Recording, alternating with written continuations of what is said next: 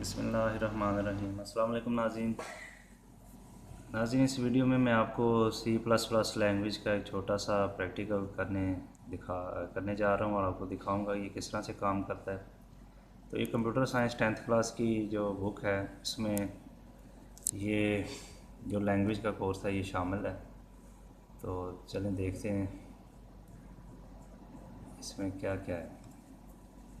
तो ये सारी C+ के ऊपर बेस्ड है, ठीक है जी।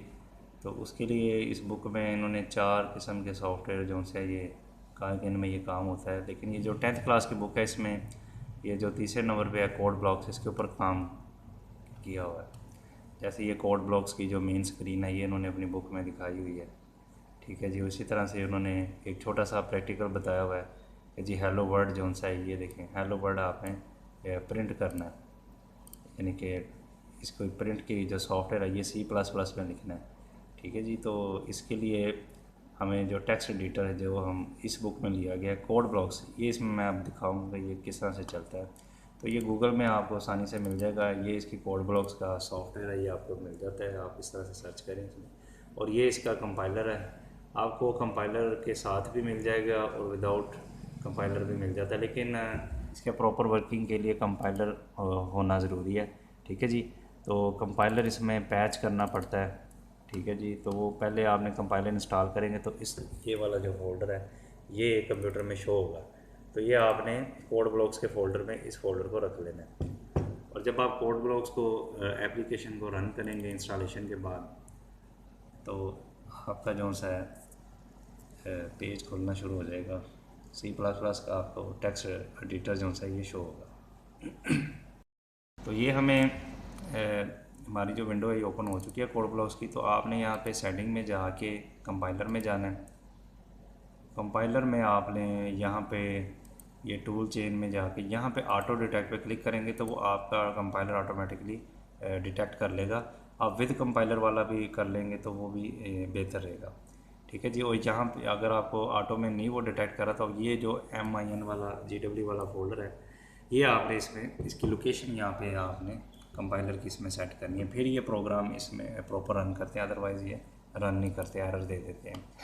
तो यहाँ पे न्यू में जाके हमारा यहाँ पे एम्प्टी में ये हमारा नया टेक्स्ट एडिटर का ये सॉफ्टवेयर खुल चुका है, ठीक है जी। तो एक प्रोग्राम मैंने इसमें पहले से करके रखा हुआ है जो आपकी 10th की बुक में शामिल है, ठीक है जी।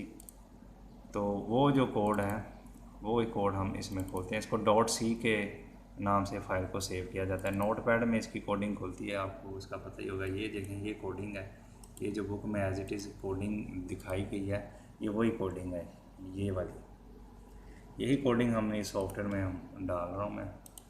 ये देखें कोडिंग डल गया। इससे पहले बिल्ड करते हैं इसको, फिर इसको रन करते हैं। तो हम इसको रन करते हैं, इसको पहले .c से आप सेव करते हैं, फिर ये प्रोग्राम से प्रॉपर रन होता है, ठीक है जी। तो ये देखें यहाँ पे थोड़ा सा रन हुआ है क्योंकि इसको मैंने बिल्ड नहीं किया हुआ। तो मैंने यही सॉफ्टवेयर पहले से बिल्ड किया हुआ है इसमें, मैं वही इसमें C+ में आपको रन करके दिखाता हूँ। ये देखें ये हेलो के नाम से मैंने सेव किया हुआ है। ये .c की फाइल है। एक मिनट में आप इसको दोबारा एप्लीकेशन को रन करता हूँ यहाँ से। ये हमारी एप्लीकेशन रन हो रही है।